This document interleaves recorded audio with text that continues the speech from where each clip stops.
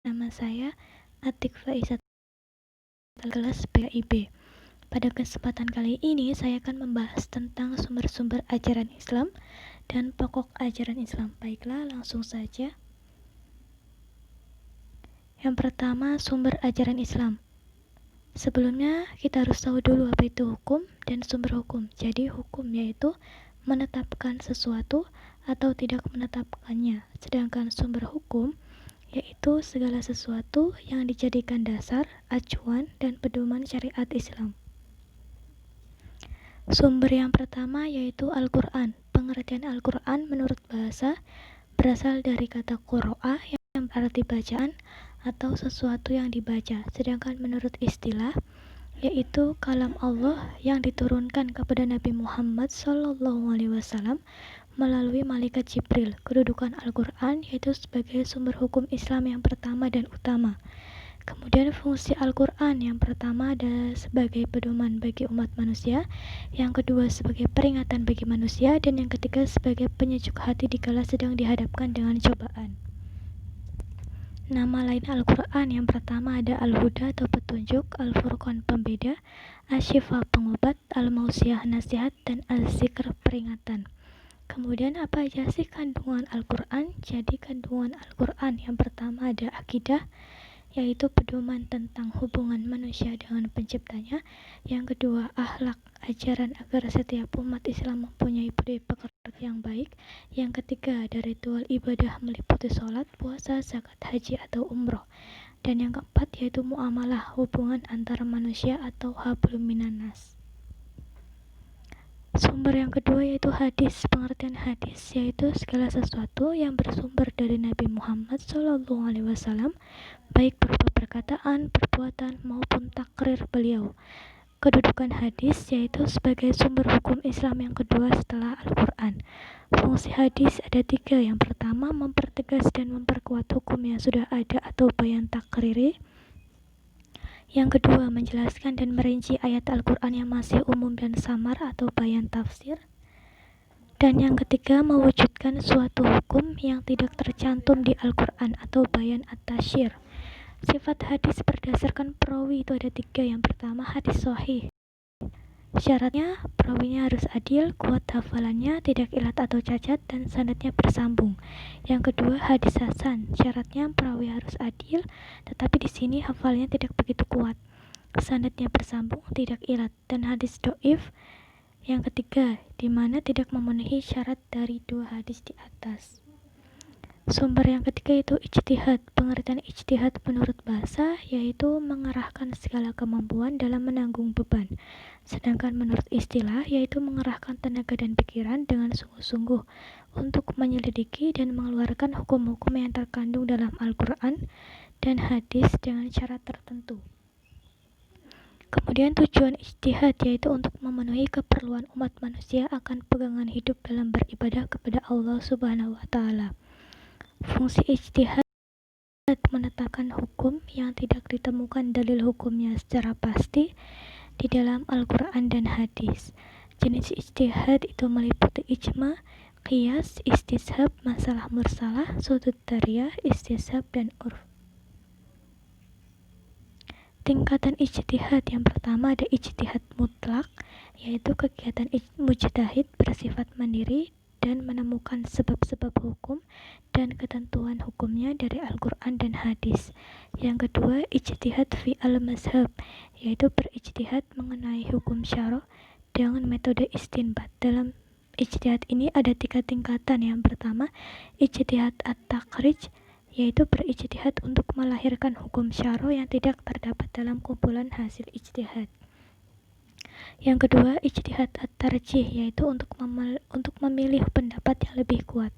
Yang ketiga, ijtihad al-futyah, ijtihad dalam bentuk menguasai seluk-beluk pendapat hukum Islam mazhab dan ulama mazhab.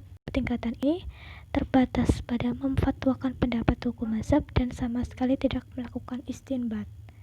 Kemudian yang kedua ada pokok ajaran Islam. Yang pertama ada akidah. Pengertian akidah menurut bahasa yaitu aqodo, yaqidu, aqdan yang berarti simpul, ikatan, perjanjian, dan kokoh.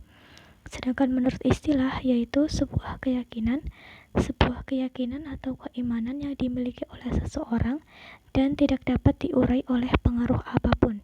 Istilah akidah itu ada iman, tauhid, usuluddin, ilmu kalam, dan fikih akbar. Ruang lingkup akidah yang pertama ada rukun iman, yang kedua lingkup Hasan al-Banna yang meliputi ilahiyat, segala tentang Allah Subhanahu wa Ta'ala, nubuwat, segala tentang Nabi, Rasul, kitab Allah, ruhaniyat, segala tentang alam metafisik, dan sam'iyat, segala hal yang diketahui melalui pendengaran. Kemudian fungsi akidah itu apa aja? Jadi fungsi akidah yang pertama, ibarat sebuah pondasi saat mendirikan bangunan. Yang kedua, orang yang akidahnya kuat pastilah taat dalam beribadah dan memiliki akhlak yang baik. Yang ketiga, ibadah tidak akan diterima tanpa landasan akidah. Yang kedua ada syariah. Pengertian syariah yaitu sebutan terhadap pokok ajaran Allah Subhanahu wa Ta'ala dan Rasulnya yang merupakan jalan atau pedoman hidup manusia dalam melakukan hubungan vertikal atau hablum minallah dan hubungan horizontal atau hablum minannas, termasuk di sini juga hubungan dengan alam semesta. Implementasi syariah Islam yang pertama ibadah menurut bahasa yaitu merendahkan diri dan tunduk, sedangkan menurut istilah yaitu segala perbuatan yang dilakukan dengan niat mencari ridho Allah Subhanahu wa Ta'ala. Macam-macam ibadah ditinjau dari segi tujuan persyariatannya, itu ada ibadah mahdah, ibadah ghairu mahdah, dan ibadah si al-wajhain. Sedangkan bila ditinjau dari segi ruang lingkupnya, yaitu ada ibadah khosoh atau khusus dan ibadah ammah atau umum.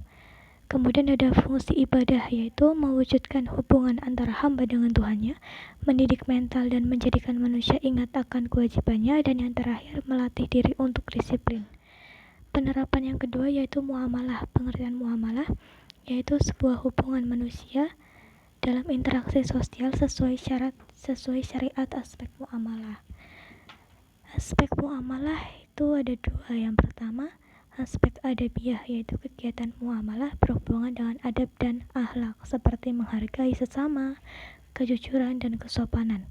Sedangkan yang kedua ada aspek madaniyah yaitu aspek yang berhubungan dengan kebendaan, meliputi halal, haram, syubhat, dan kemudaratan.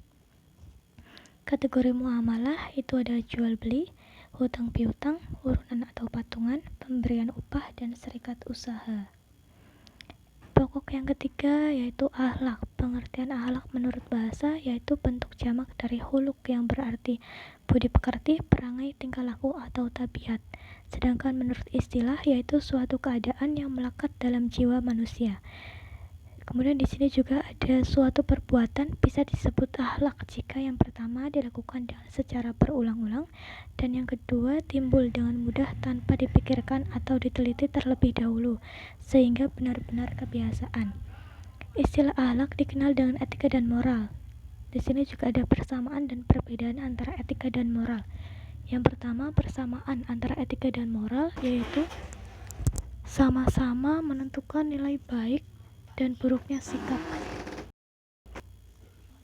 Yang kedua, perbedaan etika dan moral, yaitu akhlak standarnya adalah Al-Quran dan hadis, etika standarnya adalah pertimbangan akal pikiran, dan moral adalah standarnya adalah adat kebiasaan yang umum dan berlaku di masyarakat.